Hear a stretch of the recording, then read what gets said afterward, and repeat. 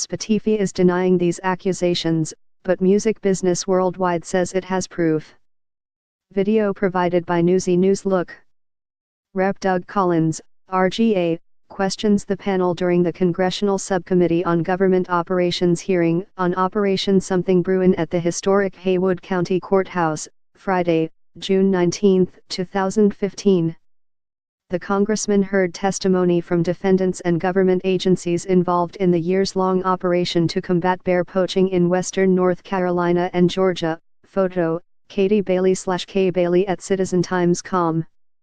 After years of battling, the songwriter industry and music streaming companies have partnered together on groundbreaking federal legislation aimed at simplifying digital licensing and improving royalty payouts to copyright owners.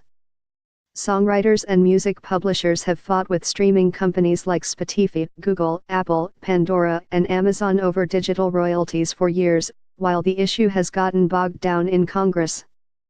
But a bevy of lawsuits and subsequent multi-million-dollar settlements claiming the streaming companies used songs without getting the proper licenses from songwriters spurred the digital companies to come to the negotiating table. The new bipartisan legislation, introduced Thursday morning in Washington, D.C., would ease the burden of acquiring licenses from every owner of a song's composition and also eliminate the legal liability that has led to the lawsuits, including one filed in Nashville this summer. Sponsors have dubbed the bill the Music Modernization Act. In exchange, the digital companies are agreeing to change the parameters that decide digital music royalty rates for songwriters and publishers, entering into a free market standard that the Nashville Songwriters Association International says will increase payouts. The legislation was filed by U.S. Rep. Doug Collins, R. Georgia, and U.S. Rep. Hakeem Jeffries, D. New York. Collins said he is hopeful the bill would be on President Donald Trump's desk in the coming months. Enactment of the legislation would end a roughly 20-year drought in copyright legislation favorable to songwriters. Collins had filed legislation meant to improve digital payouts to songwriters in earlier versions of the Songwriter Equity Act. It's really a compromise when you look at all the parties coming to the table and saying, what can we do that's best for the future of the industry, Collins said.